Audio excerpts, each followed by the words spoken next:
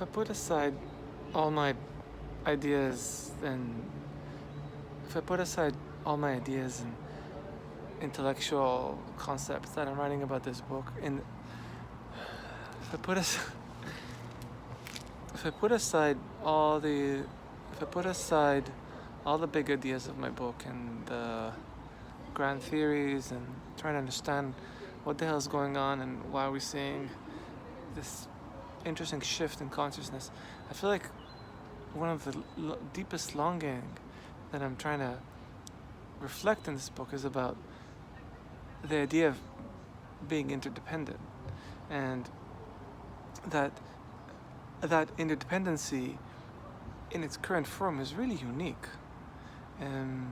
We've been interdependent in the past, but it was really culturally bound by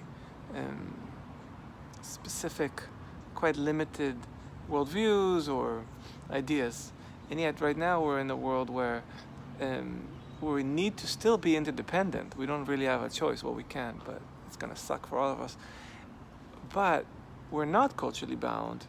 There's incredible diversity, and therefore it's all this impulse to, on the one hand, to belong, is there's a counter to resist belonging to people that we don't accept or people that we think differently about, etc. So you can really feel that tension, and I'm curious. I'm like, how are we ever going to manage that gap in a way that still meet our need for independence and for the sake of our mental health, growing spirituality and community. So I chose in the book to focus on spirituality, but in the end it's the same thing in politics or in any kind of cultural endeavor.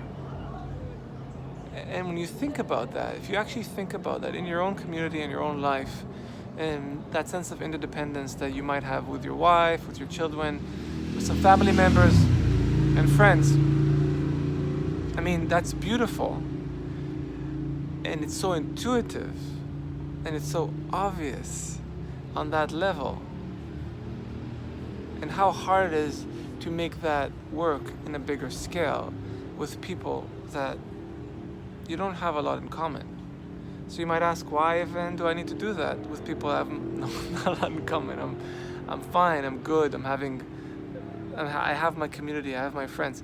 Well, the bizarre answer that I'm gonna give in the book is that it's kinda what is being asked.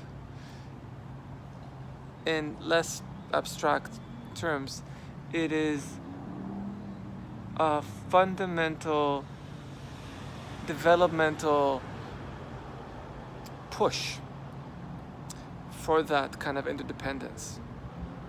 And because we're lacking that, I think we're noticing regression into patterns that worked for us in the past 300, 500 years ago and are just not sustainable for 21st century living.